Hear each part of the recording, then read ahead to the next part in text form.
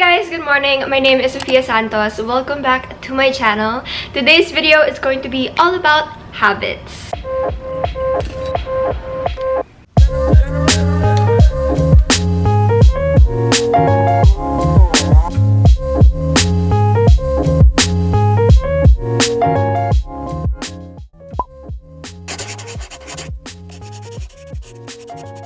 As a lazy person who's only productive during my peak seasons, having discipline and building a system of habits become a lifesaver. Having habits embeds uneasy, uncomfortable, and tasks that seem unnecessary into almost like muscle memory. It's kind of like tricking your brain into doing things repeatedly so that you no longer have to think about them anymore and they become a system that comes naturally. You have no idea how these things improve your life, and if you've met someone who made you ask yourself kung bakit parang ang rami nilang ginagawa pero hindi sila napapagod, it's probably because of habits. They do most of their tasks every day that they no longer feel like they're tasks. They're just simply a part of life.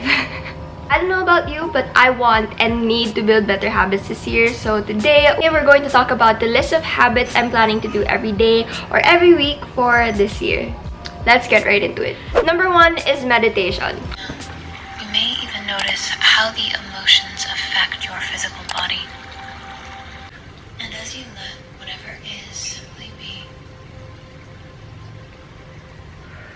you feel yourself fully aware of your body. This may seem harder than you think, and I honestly kind of like the challenge, but if you don't know yet, meditation is basically like shutting off your brain. You're there, but you're not thinking. Well, at least that's the goal. It helps you slow down racing thoughts, let go of negativity, and calm your mind and your body. One of its types that I've tried is called mindfulness meditation. Basically, what you do is sit down, close your eyes, and focus on the sensations of your breathing. If you find yourself thinking of something else or your thoughts start to linger, all you have to do is calmly collect them and bring your focus back to your breathing. This may sound easy at first, but honestly, trying to control your mind and your thoughts is harder than you think. It's honestly a very good challenge, and not to mention, it also has very great benefits. Number 2 is cleaning. I'm in a stage where I just really want to grow up and have my shit together. There's nothing else that shouts responsibility than being able to maintain a clean room or even a clean house. Now, this might seem tedious, but one thing that helped me make it seem a little less dreadful is cleaning every day for 10 minutes. Yes, I do mean you have to force yourself sometimes, but doing this helps you remove the negative connotation in your brain that cleaning is hard, time-consuming, dirty. Because this time, you only have to do it for a few moments every day, and the next thing you know, you don't even realize that you're already cleaning all the time.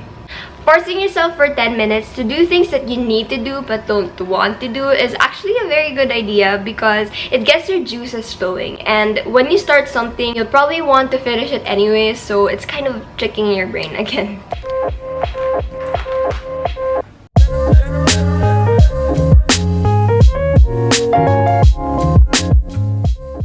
Number 3 is replacing social media with less addicting activities.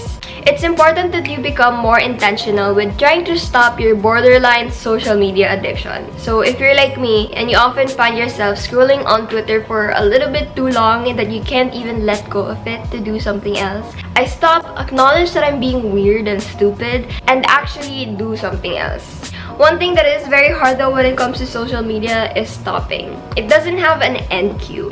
An end cue is that one thing that helps signals your brain that something is over. So for example, when it comes to books, it's the last page of the book.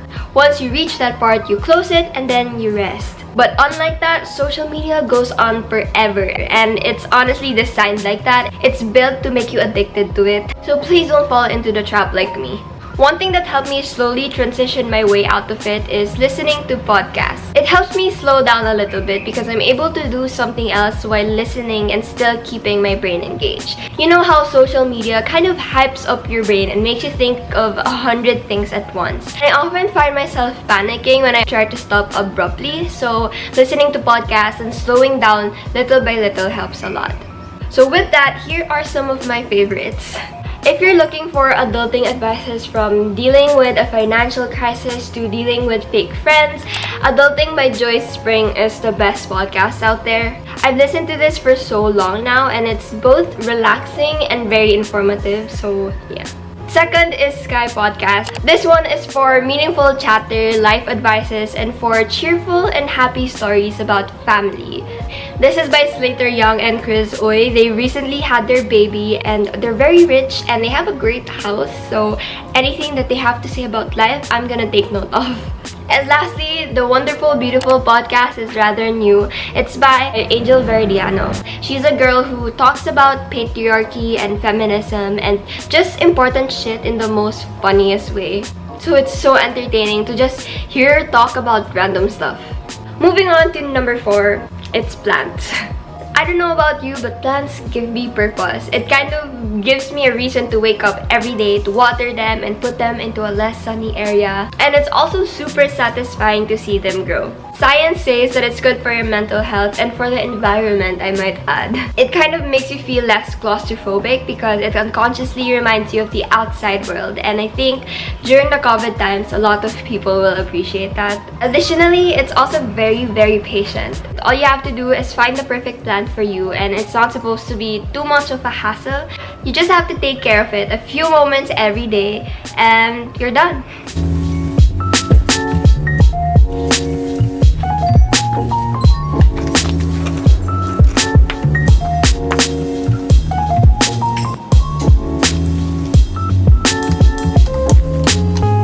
If you're looking to buy your first ever plant, we have a small business called Halaman na Naman. You can visit our Facebook and our Instagram page. You can ask us kung ano yung perfect plant for you because sometimes it depends on your environment, how much sun you get, and kung gaano ka busy sa buhay mo. So please hit us up. We sell affordable plants. And lastly, number 5 is daily gratitude. I unconsciously did this every day, every night when I used to end my days in prayer. I would just thank the Lord for everything that happened that day, and I honestly believe that it contributed to building a more healthier and positive mindset for me. Don't get me wrong, you don't have to be religious to do this. You don't have to be in prayer. You can do this while journaling or even writing them on your notes app or just saying them to yourselves maybe. What it does is it helps you build a habit of finding something to be thankful for. If you fill your thoughts with negativity by scrolling on social media and stuff like that, it kind of builds a system in your brain that makes it want to look for more negative things because that's what you ask from it. So if you do this with positivity, it has the same effect.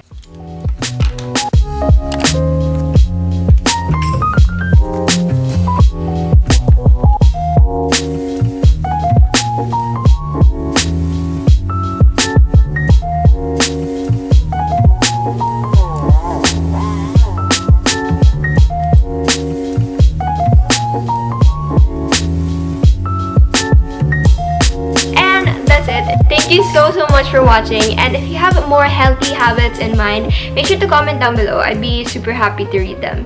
Thank you for reaching until the end, and I hope to see you next time. Bye! Oh, and follow me on Instagram. 1, 2, 3, fuck it!